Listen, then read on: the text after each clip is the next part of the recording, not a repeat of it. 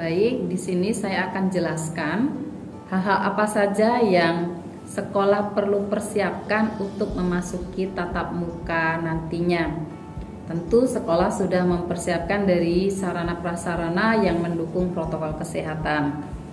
Di sini sekolah menyiapkan wastafel untuk setiap depan ruang kelas dan juga ada termogan di setiap titik pintu masuk utama di gerbang-gerbang masuk ke SMA Yosudarso.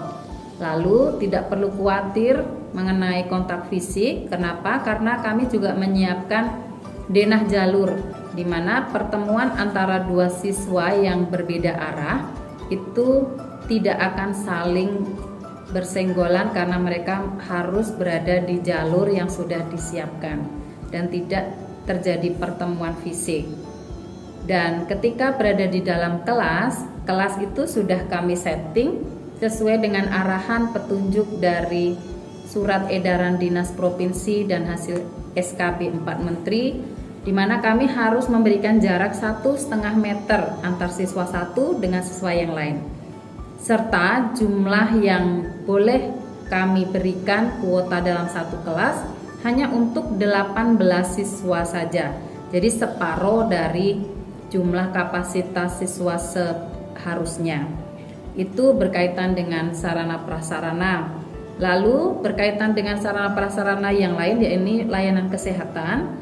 Sekolah sudah mengantisipasi dengan menjalin kerjasama dengan unit layanan kesehatan terdekat, dalam hal ini adalah puskesmas, serta menyiapkan UKS khusus kondisi ketika anak tiba-tiba terjadi gejala yang ke arah demam atau tiba-tiba batuk dan pilek, maka kami berikan tempat UKS tersendiri terpisah dengan UKS untuk masalah kesehatan di luar gejala tersebut.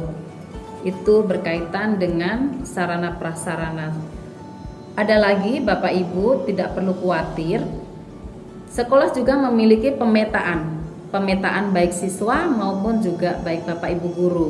Jadi riwayat perjalanan Bapak Ibu guru, lalu riwayat perjalanan anak-anak, serta riwayat penyakit turunan, serta mungkin riwayat penyakit yang pernah dihinggap oleh warga sekolah berkaitan dengan COVID. Kami juga harus memiliki data dan kami sudah menyiapkan data pemetaan tersebut. Maka tentu kami memilih Bapak Ibu guru yang sehat dan tidak rentan terhadap penyakit yang kita khawatirkan ini.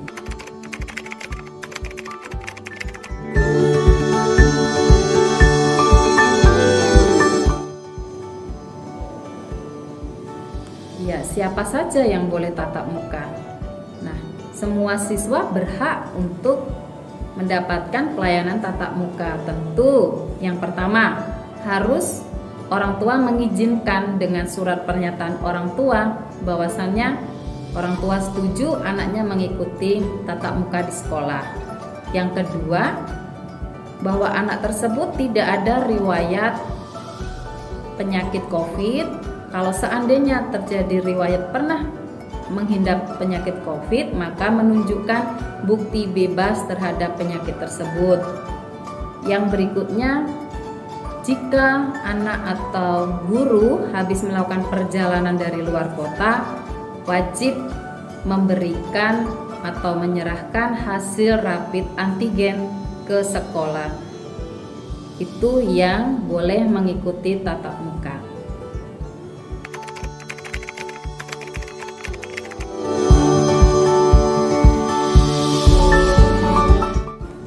Dalam hal ini, tentu pihak sekolah mengajak kerjasama dengan orang tua.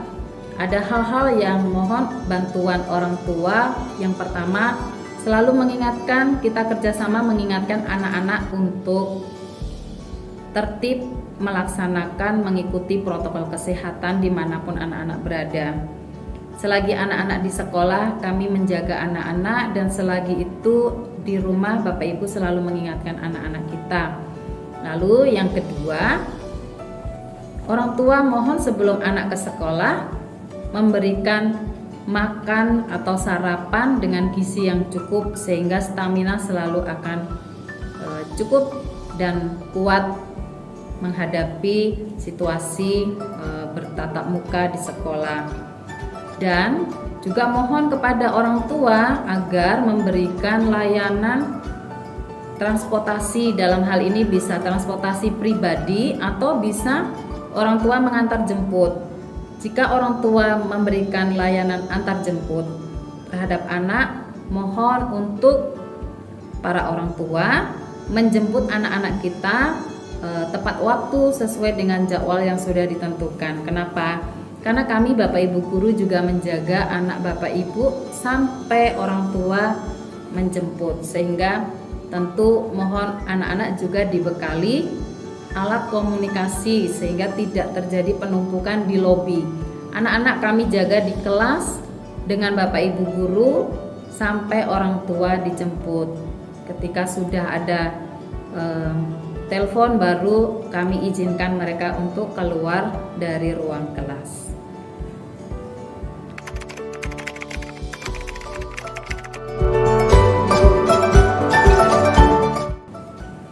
Ya, kapan akan dimulai tatap muka ini? Nah, sekolah akan memulai tatap muka ini setelah mendapatkan surat izin dari Dinas Pendidikan. Tentu sekolah harus melewati banyak kali proses. Yang pertama, kunjungan dari puskesmas tempat, lalu dari pengawas sekolah, lalu mereka merekomendasikan ke Dinas Pendidikan bahwasannya sekolah siap. Untuk SMA Ayo Sudarso kita sudah direkomendasikan oleh pengawas ke Dinas Pendidikan untuk mendapatkan surat izin bahwasannya SMA Ayo Sudarso siap dari segi sarana prasarana, protokol kesehatan sudah memenuhi kriteria, maka tinggal kita menunggu surat izin dari dinas dinas provinsi dalam hal ini. Nah, itu mengenai kapan kita memulai, sabar Bapak Ibu, kita tunggu saja surat tersebut.